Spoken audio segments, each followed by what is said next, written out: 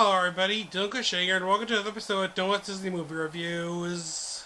As you may know, the Disney Studios started out as an animation company which made cartoon shorts like the Silly Symphonies. Then in 1937, they released the studio's first animated feature, Snow White and the Seven Dwarfs. After that, they would go on to release Pinocchio and Fantasia both in 1940, Dumbo in 1941, and Bambi in 1942. But then after Bambi was released, the Disney studio went to war during World War II when over hundreds of soldiers came in. After the war ended, Disney was low on money and had to start making live action films that contained animation like Song of the South and So Dear to My Heart. It wouldn't be until 1950 when they released the studio's first completely live-action feature with Treasure Island. Other live-action Disney films that came out after that were The Story of Robin Hood and His Merry Men and The Sword and the Rose.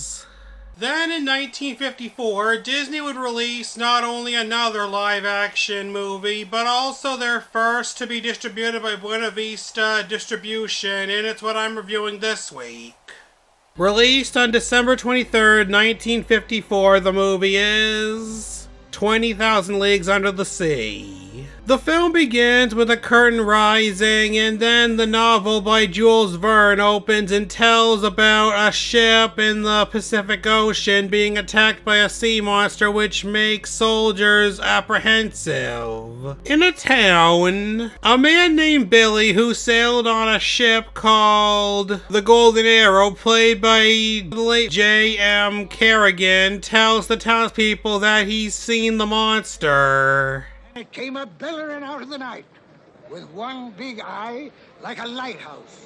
Whoosh! We're stowed into starboard. Tell 'em we're smashed to port.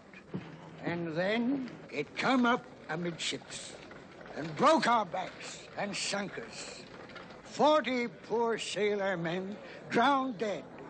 The point is, this thing is a ship killer. And it's a miracle old Billy's alive today. Tell him about its teeth, Billy.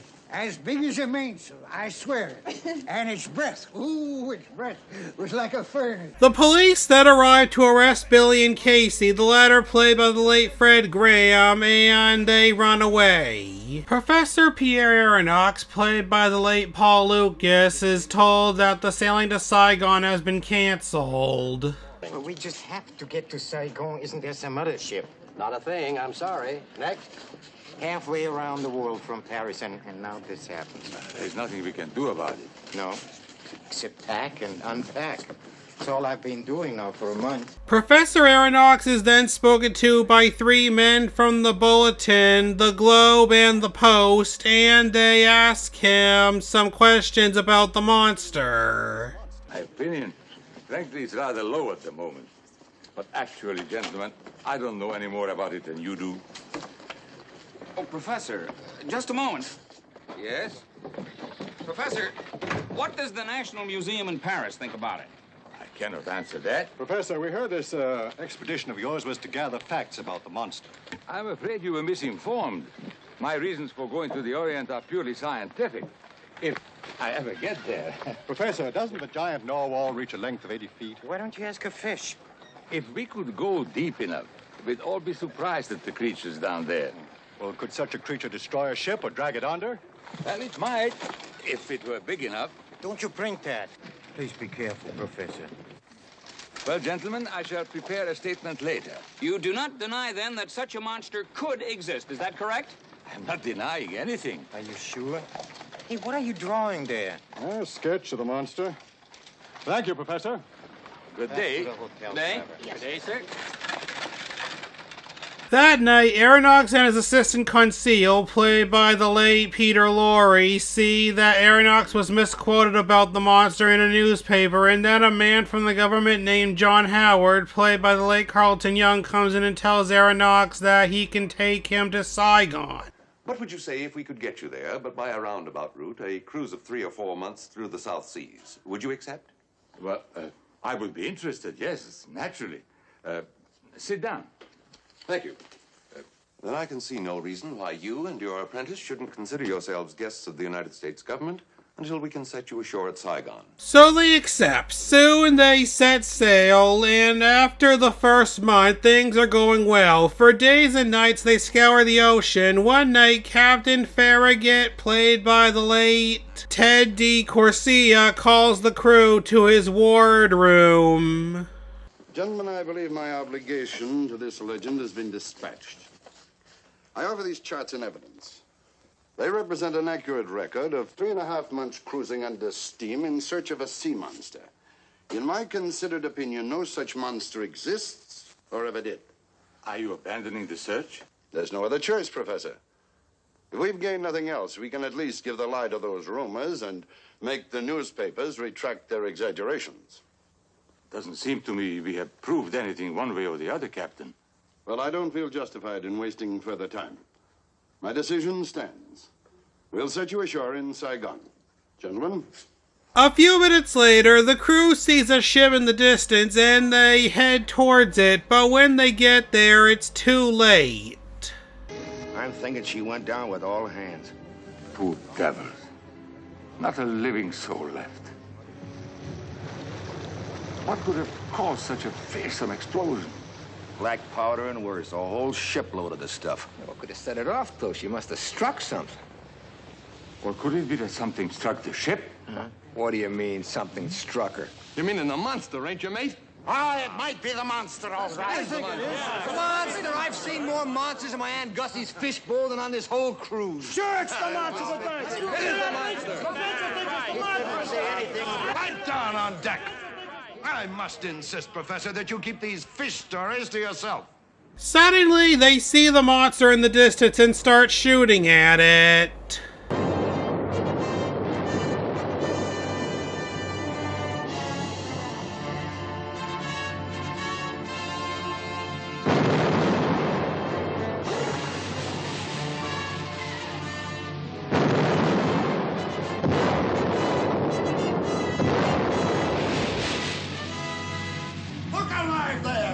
And fire, Carson. What's the matter? She's showing us her heels, sir. Well, hit her in the heels then. Fire! Aye, sir.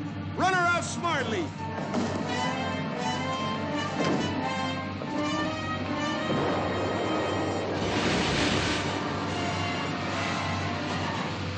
We hit her, sir. She's turning. The monster then comes back and Ned Land, played by the late Kirk Douglas, harpoons it.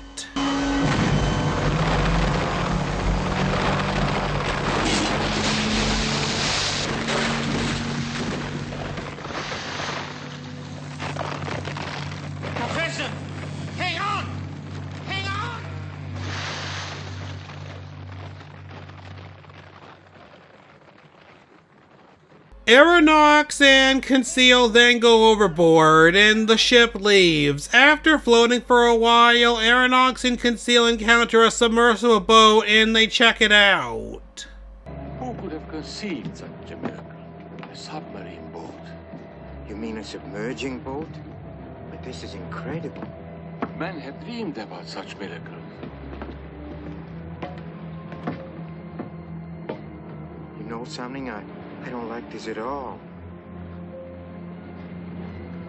Ahoy! Is anyone aboard? It seems deserted. I think we are asking for trouble, Professor. Why don't we wait? Maybe somebody will come up. No, if we wait, this thing is liable to sink under us. Huh? It's quite able to, you know.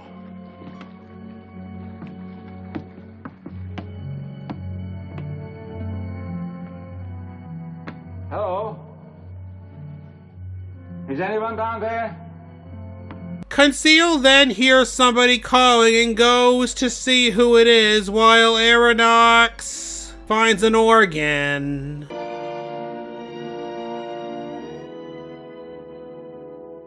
The voice that Conceal heard came from Ned. He gets on board and has a look around, while Conceal looks for Aeronax.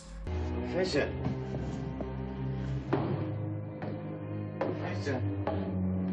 Professor! Can you hear me? Professor?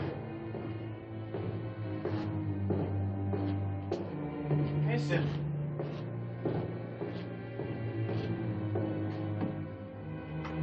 Professor. He soon finds him and they watch a bunch of divers having an underwater funeral.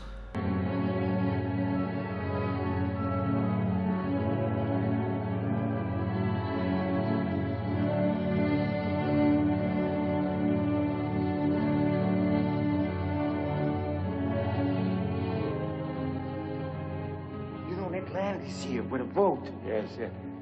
That tall one must be the leader. They'd be coming back any moment.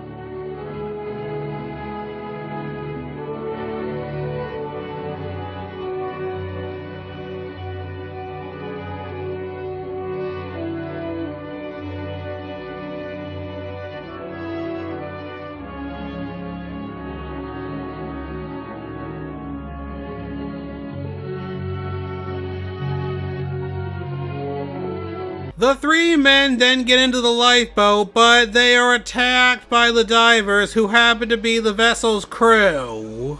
Get away! Help! Help!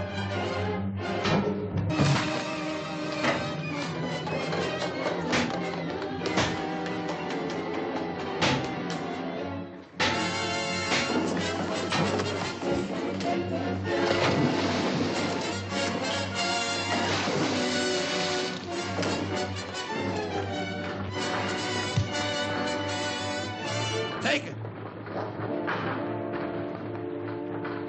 Sink that longboat.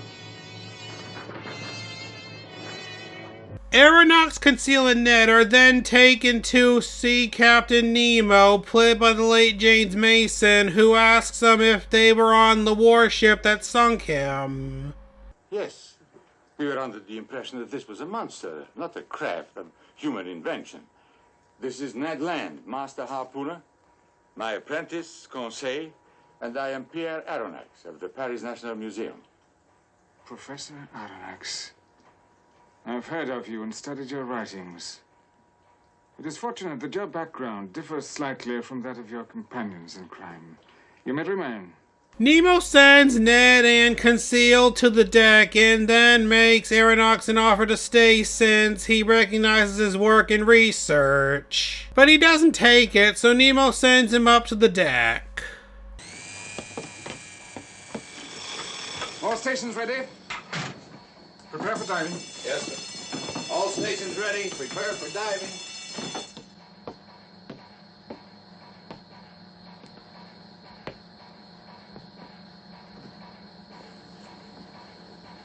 Ahead slow. What's he up to, Professor? I don't know.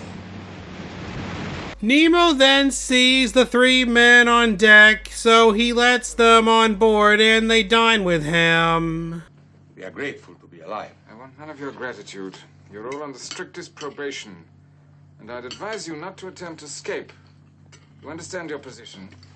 Well, I don't know, Captain. Prisoner has a right to escape, hasn't he? That is correct. And a guest don't need to. So I guess that makes us a little bit of both, huh?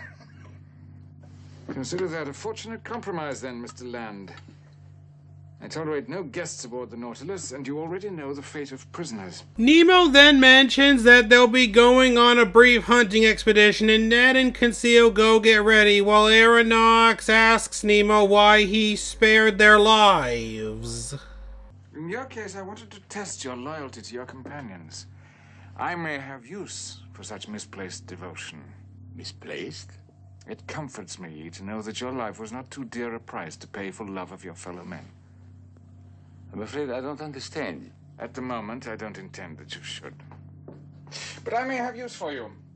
And until I make up my mind, you should find ample diversion. Here you have literature, art treasures, my collections, and even music, if you so desire. They soon arrive at the island of Crespo, which is completely sunken. Ned and Conseil get into diving suits and go hunting underwater. An expedition from the Nautilus. The pair you see trying to keep pace are your companions. It's a new experience for them. They'll learn quickly.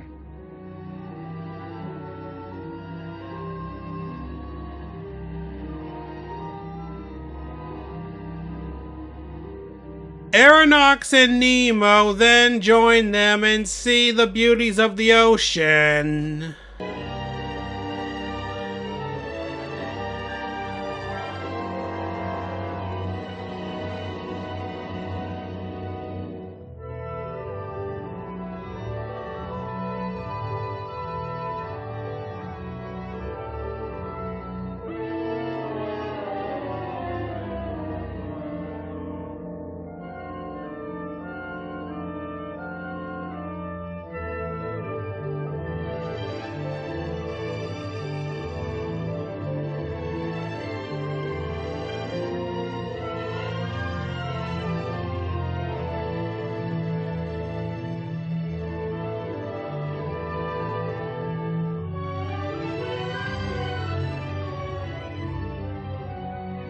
While underwater, Ned and Conseil see a sunken ship and check it out. While doing so, they find a treasure chest, then as they leave, a shark shows up. But then Aronnax and Nemo show up and shoot it. They then go back to the Nautilus, but forgot the treasure which Ned mentions.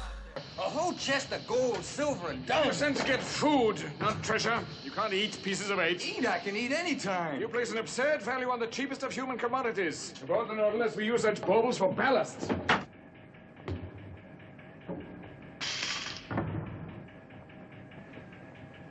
Alice.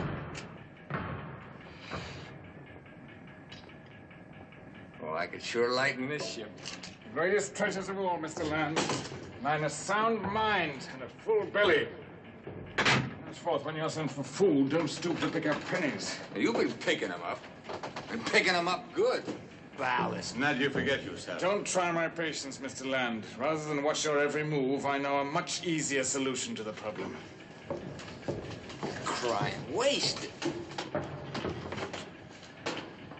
After traveling under the sea for 10,000 leagues, Aronnax still hasn't figured out Nemo's secret. Nemo then takes Aronnax to an island.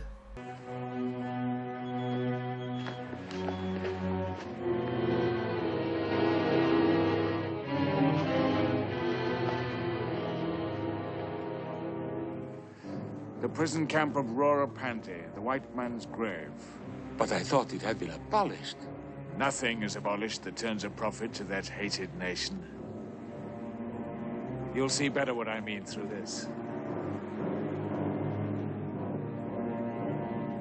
What is in those sacks they are carrying? Nitrates and phosphate for ammunition. The seeds of war. They're loading a full cargo of death. And when that ship takes it home, the world will die a little more. I was once one of those pitiful wretches you see down there. Look at it again, Professor. I don't want you to forget what you've seen here today. I've seen enough. It's burned everlastingly in my memory. They then head back to the Nautilus, and Nemo tells Aronnax to go below. Later, the crew crashes the Nautilus into the ship, and Ned, Aronnax, and Conseil watch it go down.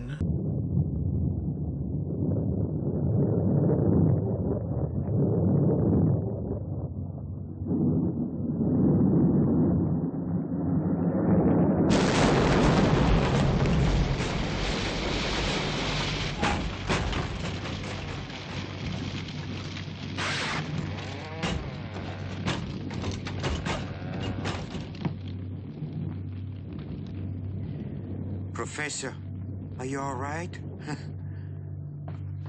All those men, they didn't even have a chance. They were sailors. Same as me. Slaughtered by that monster you're trying to make friends with.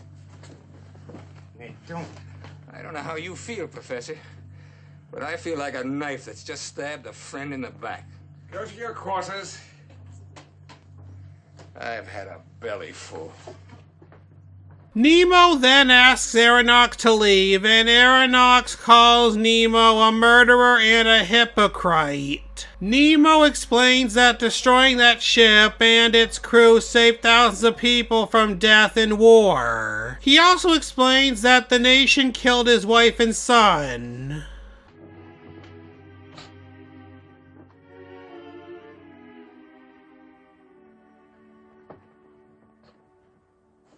Do you know the meaning of love, Professor? I believe I do. What you fail to understand is the power of hate. It can fill the heart as surely as love can. I'm sorry for you. It's a bitter substitute. Aronnax returns to his quarters, where Conseil tells him that he believes that Nemo enjoys murder. You're sure of that, are you? Quite sure? Well, I can only judge him by what I observe. It is not your place to judge. You don't know anything about the captain. He's already said that he has use for me. But what's more important, the world has a use for him. And I must make him understand that. And when he does, I assure you that he will judge himself far more harshly than you ever can. Is that clear? Whatever you say, Captain. Now please go out and leave me alone.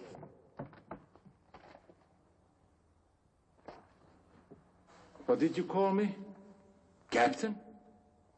Yes, I did. And I must say there is a certain resemblance. Conseil then talks to Ned. Seen enough? I want to talk to you. You little spying hyena. The professor put you up to this. It's the professor I want to tell you about. You were right. Nemo's won him over completely. Bet I was right. And I was right about you spying on me. Look, Ned, I've known all along that you were stealing food and treasure. I didn't tell a soul. I was glad you did it. We may need it. We? Since when do I need you? We need each other. Huh. Ned, I want to be friends. I want to be friends. I want to escape. So do I, with you. And we have to save the professor in spite of himself. You once said you had a plan. Have you? Yeah, I got a plan. Well? Trouble is, it won't work. I can't figure how they navigate this barge. Nothing's written down, no courses, no bearings, nothing. If we could only figure where we're heading, we'd have a chance. He then says that they're heading for Nemo's secret island base called Vulcania, and they go check the charts.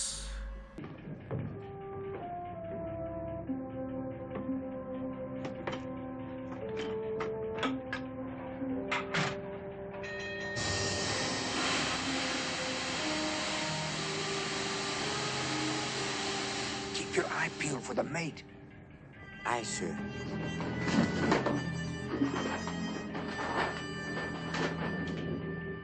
Conseil then sees the mate, played by the late Robert J. Will, coming and tells Ned. Hey, Ned. Ned, put them back. He's coming.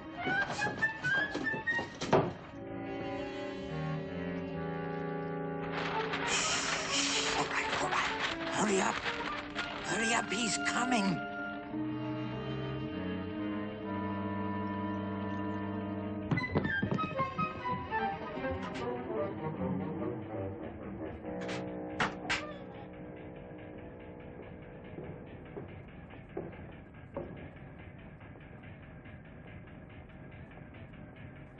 They then enter Nemo's cabin, and Ned finds out about the coordinates of Vulcania. So he writes some messages, puts them into bottles, and throws them into the ocean.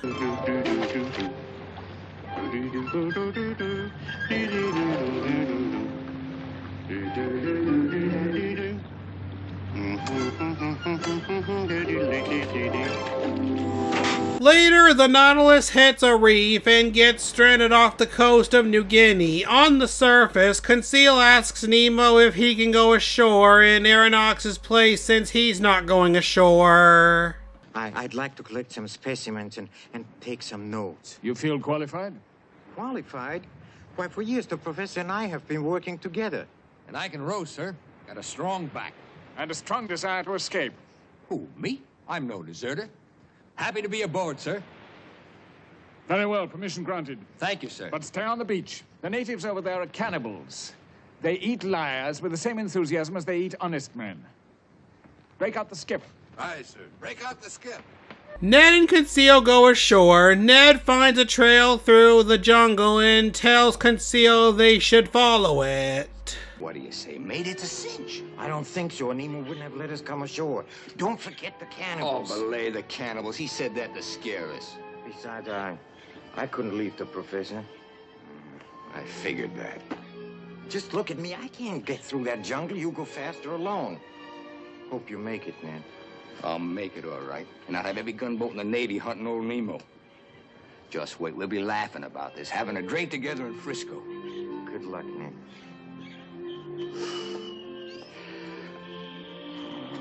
Give my best to the professor. So Ned goes into the jungle alone. He finds some natives and heads back to the beach where Conseil was starting to leave without him, but then the natives follow them in some boats of their own. Ned and Conseil make it back to the Nautilus and the natives invade it, but luckily...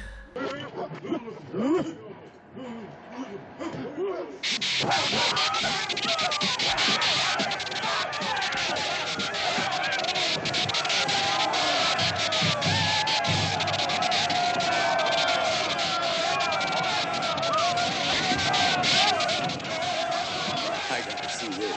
This is amazing.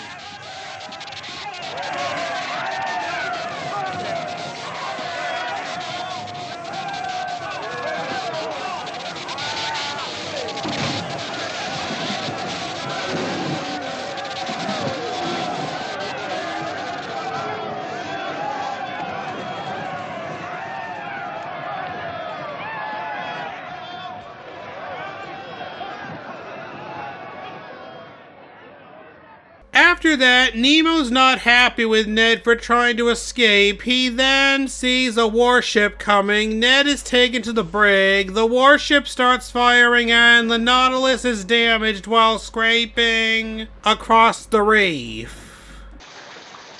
Stand by with braces. Aye, sir.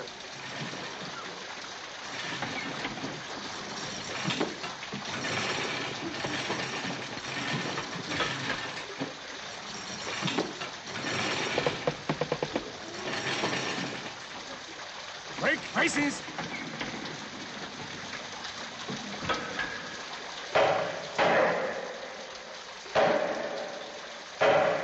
Braces in place, sir. Man your stations. Start engines.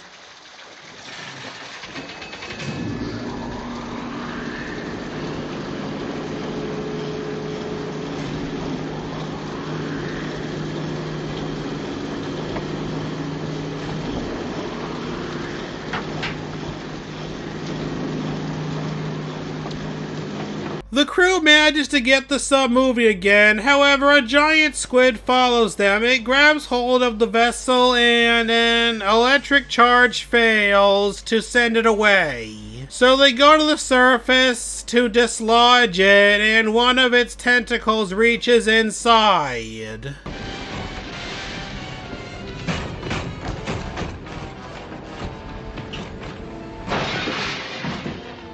Quick, the burn hatch.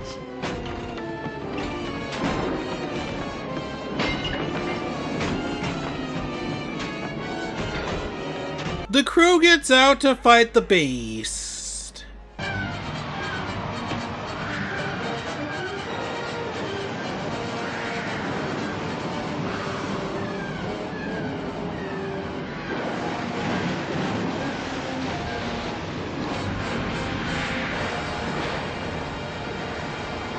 During the fight, Nemo's grabbed by the squid, but fortunately Ned manages to escape from the brig and joins the fight.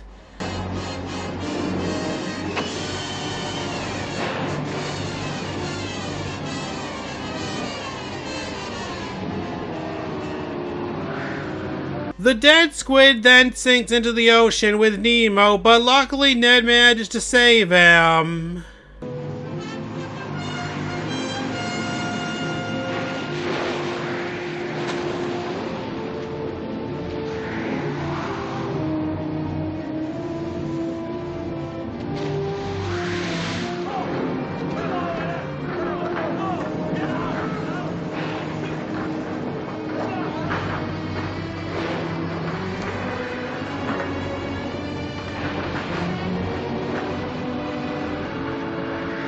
Later, Aeronox tells Nemo about how Ned saved his life.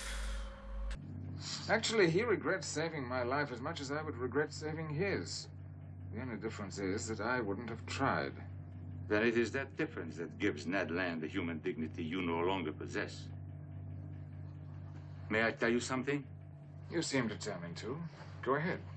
You protest too much. I know you were deeply touched by Ned's gesture, but you are ashamed to admit it.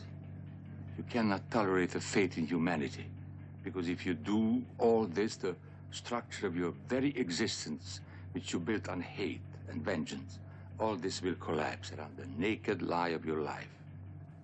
You are a beaten man, at war with the dictates of his heart. And you're a very gullible man, Professor. Gullible? Yes. You're too easily swayed by sentiment. Individual good deeds over bad, the crude extremes. You oversimplify matters. The world is more complex than that, and good must not be measured on a scale as small as Mr. Land's brash heroics. What he would do one day, he would gladly undo the next. To be of benefit, goodness must be constant, forever building. It must have strength.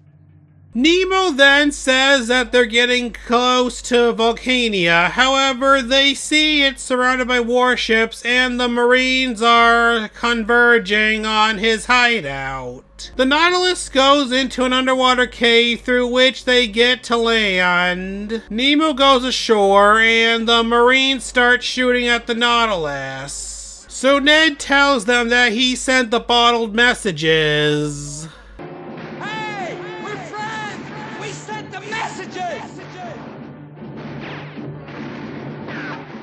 Aeronox then becomes furious at Ned for sending those messages. We did what we thought was right, Professor. Right! You fools! This is going to cost the world the greatest discoveries of all time. He's gone ashore to destroy everything. Hey, Professor. Destroy everything? That sounds like he's gonna plant a bomb or something. Nemo places a bomb in his hideout and then returns to the Nautilus where he's shot by a Marine.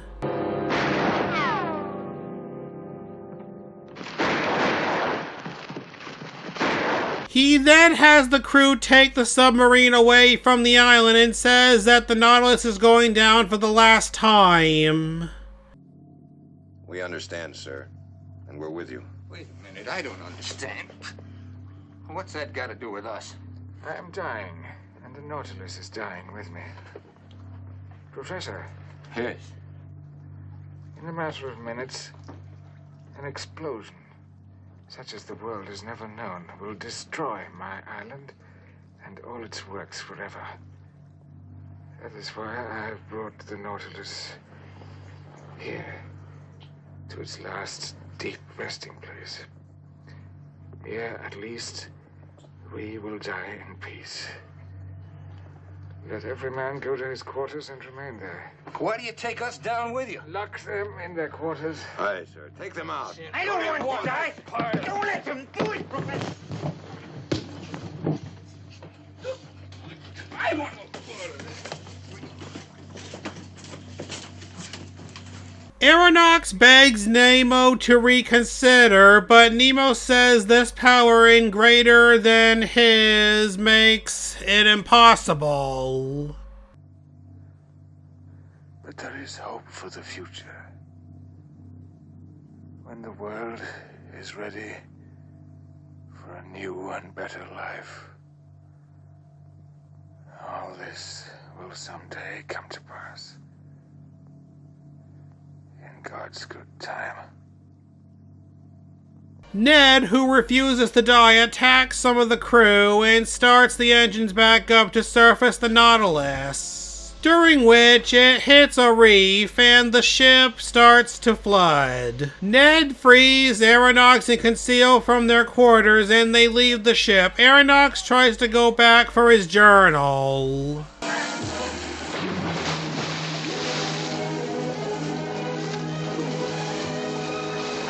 As Nemo dies, he opens the viewing window and watches the ocean.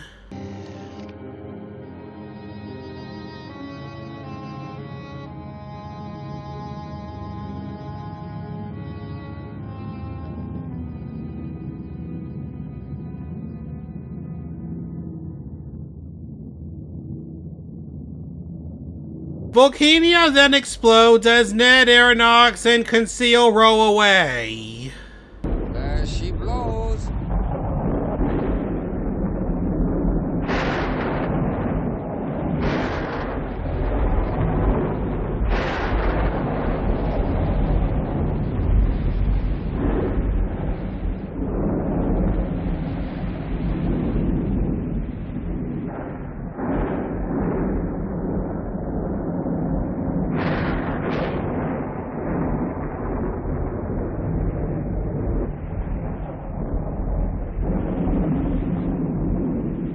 Sorry I had to wallop you, Professor.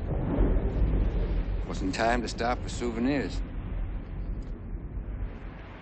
Perhaps you did mankind a service, Ned. As the Nautilus sinks, we hear a narration from Nemo. There is hope for the future. And when the world is ready for a new, better life, all this will someday come to pass. In God's good time. And that was 20,000 Leagues Under the Sea. My thoughts? It's pretty good. On a budget of $5 million, the movie made $8 million in domestic distributor rentals and $28.2 million worldwide, making it the third highest grossing film of 1954 and got great reviews. Now let's move on to the production of the film. The idea for the film started when Walt Disney was really fascinated in Jules Verne's novel of the same name, and it was originally supposed to be animated. But then a Disney sketch artist named Harper Goff, who also had a passion for Jules Verne, drew some concept art for the live-action film adaptation while Walt visited England. When he came back, he saw Goff's storyboards and realized that the plans for turning it into a live-action film would put both the Disney studio and Disneyland in jeopardy. In 1953, a bunch of sound stages were built for the film, and Walt even hired Ralph Hamelis, a film pioneer from 20th Century Fox, to handle the visual effects photography. He also brought in cinematographer Franz Planer, film editor Elma Williams, set designer A. Neil Kitty, and even Richard Fleischer, the son of Max Fleischer for Paramount, as a director. They then tried to figure out how to adapt the novel into a movie, since it felt more like a bunch of unconnected episodes than a story. So Dick Fleischer brought in screenwriter Earl Felton, and he said that they should treat the story like a jailbreak where the lead characters are trapped in the submarine and trying to get out of it. For the casting, James Mason was hired to play the part of Captain Nemo. Peter Lorre was brought in for Conseil, and Kirk Douglas was casted as Ned Land. When filming the movie, 3 studio lots were needed. The Disney studio in Burbank was used for the inside of the Nautilus and the ocean, while the other 2 were used for filming the mini Nautilus and the opening scene in San Francisco. The scenes where Captain Nemo gets shot and the cannibals boarding the Nautilus were filmed at 20th Century Fox. For the beach scenes, they were filmed in Jamaica, where the natives played the cannibals.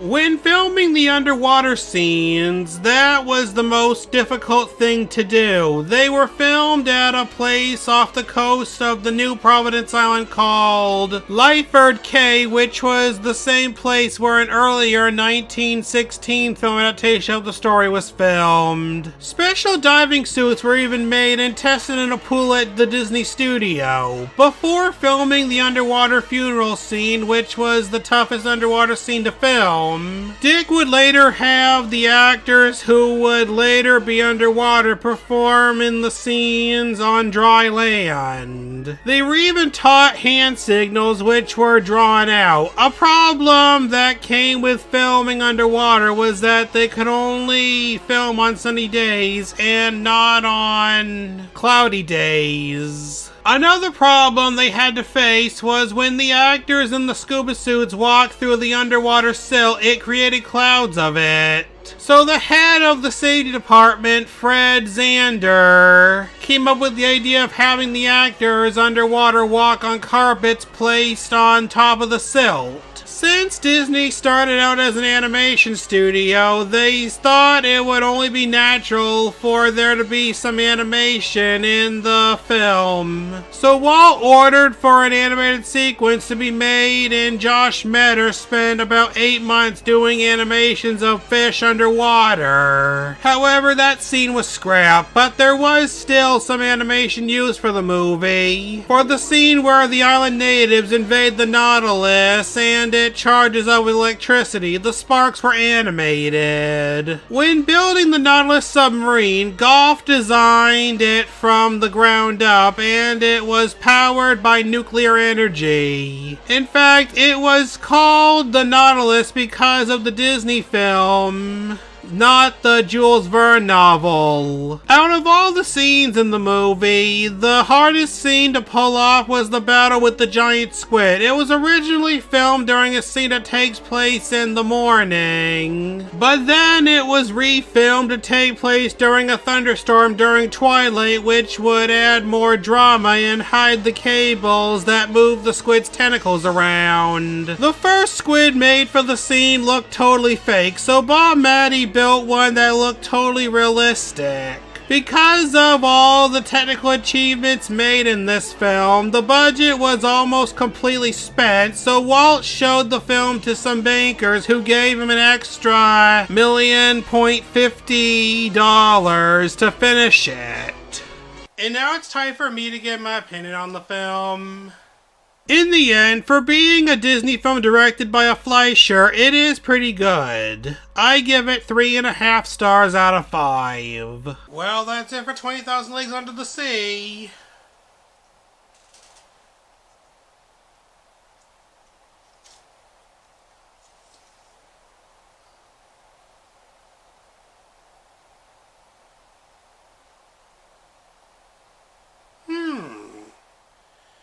Be sure to join next week when I'll be reviewing the Disney franchise featuring a wolf dog who previously appeared in The Thing and The Journey of Natty Gann. And if you enjoyed this video, then please tell your friends about me, leave some questions in the comments below, subscribe, and hit that like button.